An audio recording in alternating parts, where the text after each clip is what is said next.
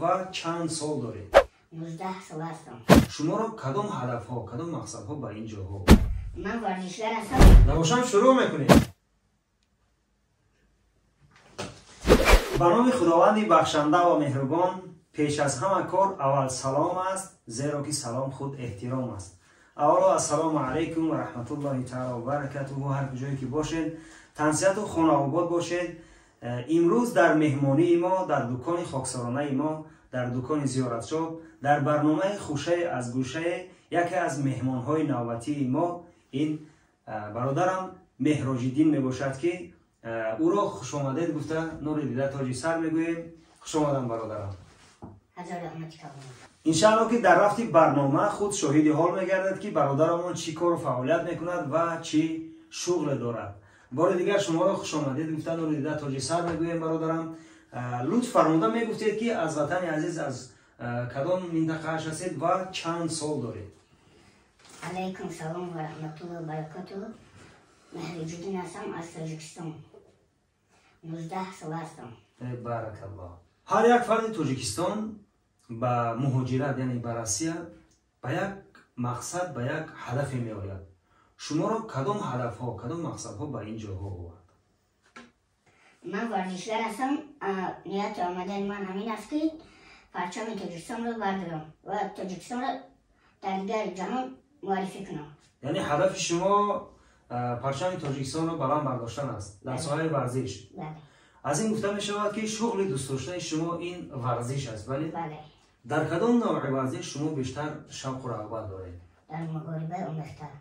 خب لطف فرموده بگوید برادرم که در این نوع ورزش شما چند سال این جانب تمرین کرده ایستاده اید؟ طول 9 سال مشقی مشق کرده هستم. بهترین برادر جانا سعی کردیم برادرمون مهراج‌الدین الحمدلله در او اکرام میگذارم. در اومده اینستاگرام داره، در اومده آبونه بشوید و همون لایک مونید و سخنای خوب در کامنتارش بنویسین که روحیه همین برادرمون برداره. چون که ما میدونیم شما به نهایت مهارت خوب دارید در محاربه آمیخته. یکی از همون مهارت های خود رو در همینجا با همراه برادران میتونیم که ببینیم در اجرای شما. بله. نباشم شروع میکنیم. بچه‌ش.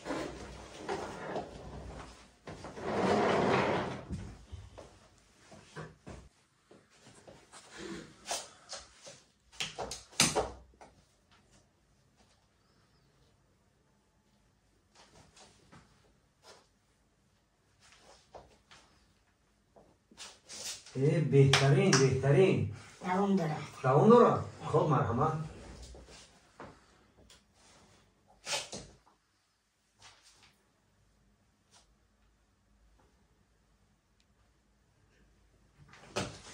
این همی که برادرها که میگه به هر کاری که همت بسته گردد اگر خار بود گلدسته گردد.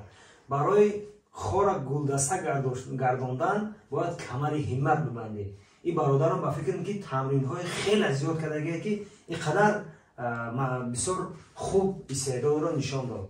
مرحمت برادرم میز را بیارید چی میگه ان شاء الله با صحبت دوام داره.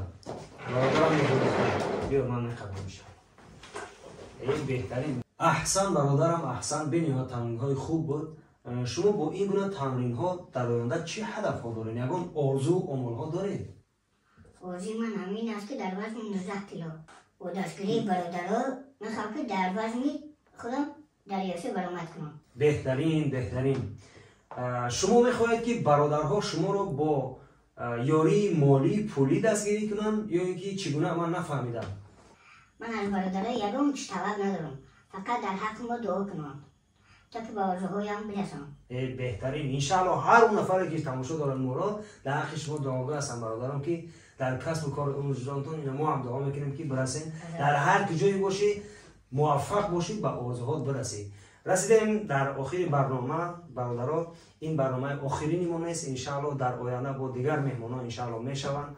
شما نیز میتوانید که در دکان خاکسارانه ما خیلی که در بالا قید کردیم مهمان شوید. همین گونه صحبت های توجیه‌گونه همین گونه صحبت های دوستانه داشته باشید. باقی در امان خدا یار و مددگار در حق همه بندگان انشاءالله با دعا باشید. برادرمون هم در حقش دعاگو باشید. السلام علیکم و رحمت الله. خوش آمدید برادرم.